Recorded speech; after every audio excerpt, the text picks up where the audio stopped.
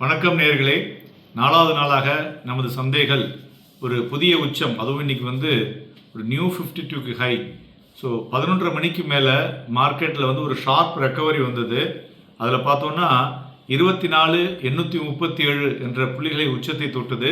இன்றைய தினம் 166.95 புள்ளிகள் அதிகரித்து 24,779.95 முடிவடைந்திருக்கிறது. மேலும் இன்னைக்கு கேஷ் மார்க்கெட் வால்யூம் பார்த்தோன்னா 18% அதிகரித்திருக்கு, 1.48 lakh crore. அதுபோல் பிராட் பேஸ்ட் மார்க்கெட்டை பார்க்கும் பொழுது இன்றைய தினம் mid cap closing down by 0.96%, small கேப்பும் கிட்டத்தட்ட ஒரு 1.22% விழுந்திருக்குன்னு சொல்லலாம். But volatility index rallied by 2.02%, so reflecting increasing in market volatility அப்படின்னு சொல்லலாம்.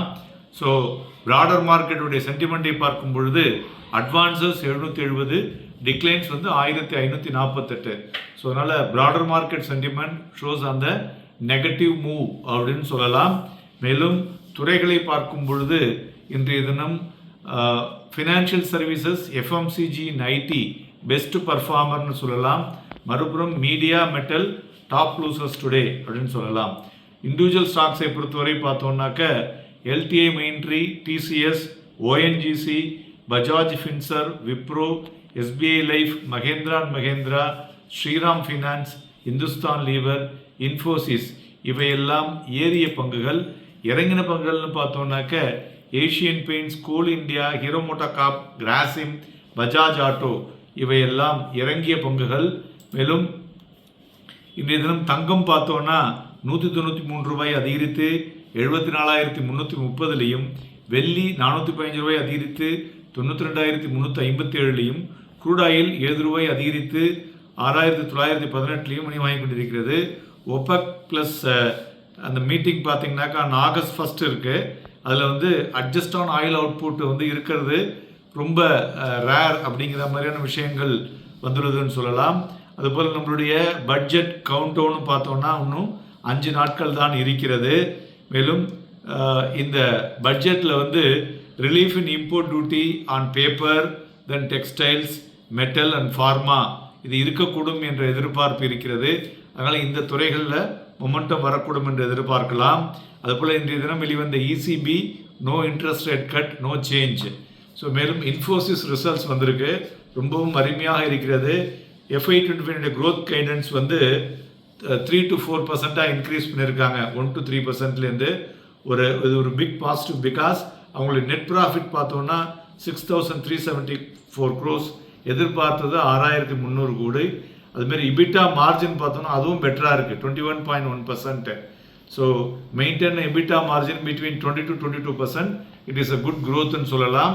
தென் டாலர் ரெவன்யூவும் எதிர்பார்த்ததை விட அதிகரித்திருக்கிறது. ஸோ அதனால் அவங்களுடைய growth guidance increased. So big positive to the மார்க்கெட்னு சொல்லலாம். அதுபோல் எல்டிஐ மெயின்ட்ரியும் பார்த்தோம்னாக்க ஒரு very good impressive Q1 results, கிட்டத்தட்ட $1 million கான்ட்ராக்ட் எக்ஸ்டென்ஷன் ஃப்ரம் ஆப்சா பேங்க்லேருந்து வந்திருக்கு. ஸோ அதுவும் ஒரு நல்ல மூவ்மெண்ட் இருந்தது. இன்றைய தினம் ஏபிபி மல்டிநேஷனலில் ஏபிபி தான் விழுந்திருக்கு.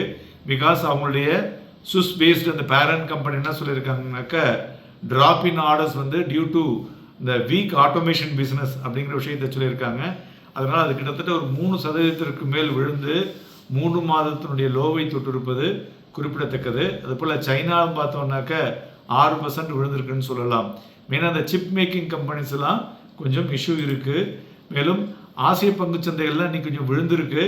But focused on technology and chip making ஷேர்ஸ்லாம் ஒரு த்ரெட் என்னென்னா யூஎஸில் ரெஸ்ட்ரிக்ஷன்ஸ் ஆன் சைனாவோட அந்த ரேம்ப் அப் கன்சர்ன்ஸ் இருக்கும் போல இருக்குது. அதனால் இந்த ரினியூ ட்ரேட் வார் பார்த்திங்கனாக்க பிட்வீன் த கண்ட்ரீஸ் மறுபடியும் அதிகரிக்கக்கூடும் என்ற எதிர்பார்ப்பு இருக்கிறது. ஸோ யூரோப்பியன் மார்க்கெட் இன்றைய தினம் ஏறி இருக்கிறது. ஸோ இந்த த்ரெஷோல்டு ஆஃப் ஃபால்ஸ் இன் டெக்னாலஜின்னு சொல்லலாம். மேலும் நிஃப்டியை பொறுத்தவரை பார்த்தோன்னா இன்றைக்கி பிளாக் டீலில் ஜியோ ஃபினான்ஸ், தென் எம்டிஎன்எல் இதில் பிளாக் டீல் நடந்துள்ளது. வால்யூம் நிஃப்டி ஃபியூச்சர் இன்றைய தினம் எபோ ஆவரேஜ் அருமையாக உள்ளது. நிஃப்டி ஒரு லார்ஜ் புல் கேண்டில் ஃபார்ம் ஆகிருக்கு. பட் கடந்த 2 நாட்களாக டோஜியில் இருந்ததுன்னு சொல்லலாம்.